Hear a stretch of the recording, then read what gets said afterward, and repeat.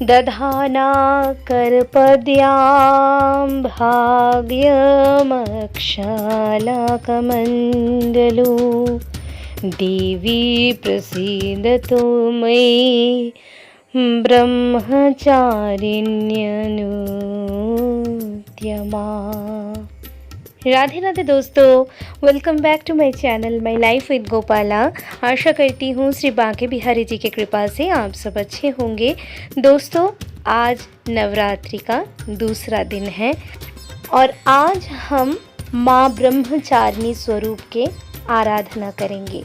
मैंने बहुत ही सिंपल तरीके से माता की चौकी का स्थापना किया है दोस्तों। तो पहले ही मैं माता को निवेदन किया हुआ पुष्प और भोले बाबा को निवेदन किया हुआ पुष्प, बेलपत्र सब कुछ हटा लूँगी और चौकी को थोड़ा सा साफ कर लूँगी। ये सब पुष्प, बेलपत्र इसको सुखाकर मैं बाद में आहुति का सामान तैयार कर लेती हूँ। ये सब कुछ विसर्जित नहीं होता है दोस्तों और फेंकना तो कभी भी नहीं है। आज माता का पोशाक बदल कर दूंगी दोस्तों और उसके बाद माता का अभिषेक करूंगी। माता को चौकी में रख के अभिषेक करने का पद्धति बड़ा ही सरल है। गंगा जल और पुष्प के मदद से बस हम लोगों को जल के छींटे लगाकर माता को शुद्ध करना है और सबसे पहला अभिषेक हम गणपति जी का करेंगे। ये छोटा सा जो फल है इसको टुकी फल बोलते हैं दोस्तों। हम बंगालियों में एक कल्चर है जिसमें हम लोग सप्तमी के दिन इस फल को सिंदूर और तेल में डुबोकर मेन डोर पर टीका अंकन करते हैं।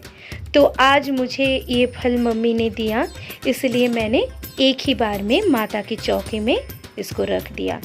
आज पारिजात के पुष्प मिला है जो कि हमारी माता रानी को बहुत ज़्यादा पसंद है।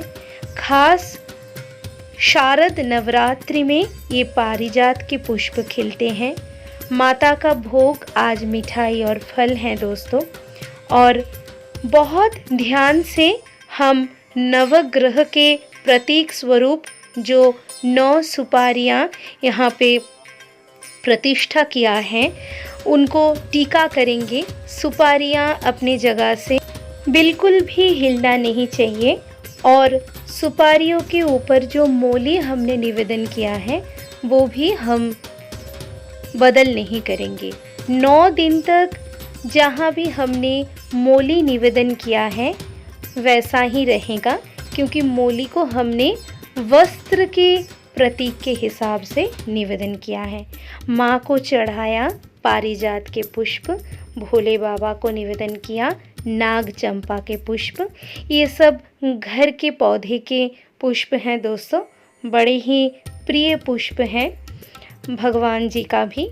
और हम जब घट के ऊपर से माला, पुष्प ये सब हटाएंगे तो भी बहुत कोमल हाथों से हम लोगों को करना है, क्योंकि घट के ऊपर जो नारियल हमने प्रतिष्ठा किया है वो भी अपनी जगह से बिल्कुल हिलना नहीं चाहिए, क्योंकि उसी में सारे देवी देवताओं के निवास हैं। इस 9 दिन तक माता इस घट में ही हमारे घर निवास करने वाली हैं।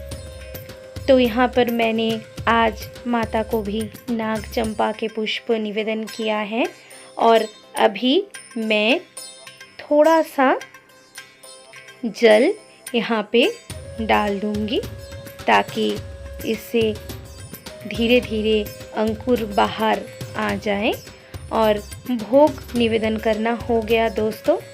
हवन आप लोग रोज़ कर सकते हो, आप लोग बड़े तसले में हवन कर सकते हो सारे हवन के सामग्री लेकर।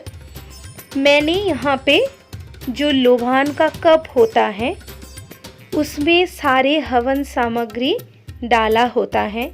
मैंने यहाँ पे रेडीमेड लोभान का कप ले लिया और उसी में मैं माता के सामने हवन करूँगी। दोस्तों, पान और सुपारी जो माता को चढ़ाया जाता है वो भी आप हवन कुंड में जला सकते हैं।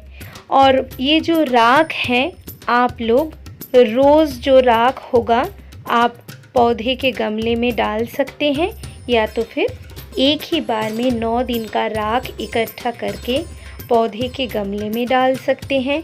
आप घर के कोने में भी रख सकते हैं। इस राख से आप टीका भी कर सकते हैं। हवन का राख बहुत ही प्योर होता है दोस्तों।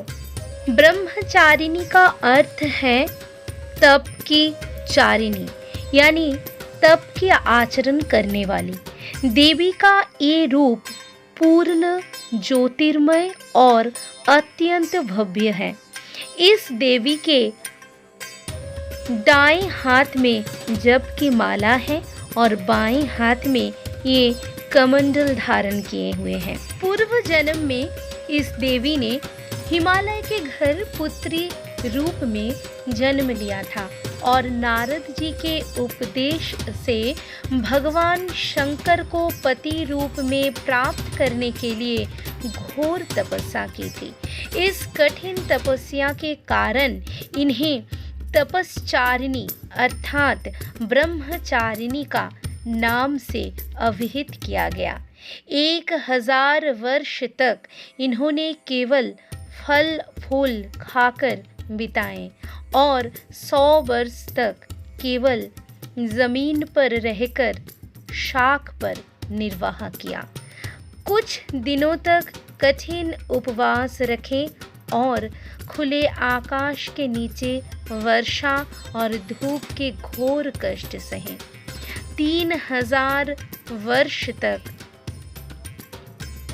टूटे हुए बिल्व पत्र खाए और भगवान शंकर की आराधना करती रही। इसके बाद तो उन्होंने सूखे बिल्व पत्र खाना भी छोड़ दिए। कई हजार वर्ष तक निर्जल और निराहार रहकर तपस्या करती रही। पत्तों को खाना छोड़ देने के कारण ही इनका नाम अपर्णा पड़ गया। कठिन तपस्या के कारण देवी का शरीर एकदम क्षीण हो गया था। देवता, ऋषि, सभी मुनिगण और सिद्धगण ने देवी ब्रह्मचारिणी के तपस्या को अभूतपूर्व पुण्य कृत्य बताया। आखिर में कठिन तप से देवी ब्रह्मचारिणी ने चंद्रमौली शिवजी को पति रूप में प्राप्त किया। देवी ब्रह्मचारिणी की कथा का यही सार है कि जीवन की कठिन से कठिनतम परिस्थिति में कभी मन को विचलित नहीं होने देना चाहिए। माँ ब्रह्मचारिणी देवी की कृपा से सर्व सिद्धि की प्राप्ति होती है। तो बोलो जय माता दी, जय माँ ब्रह्मचारिणी। आज बस यहीं तक दोस्तों। राधे राधे। श्री कुंज बिहारी श्री हरिदास आप सबको नवरात्रि की हार्दिक शुभकामनाएं। अगर आप लोगों को वीडियो और कथा पसंद आए तो प्लीज़ चैनल को सब्सक्राइब कर दीजिएगा। राधे राधे। श्री कुंज बिहारी श्री हरिदास।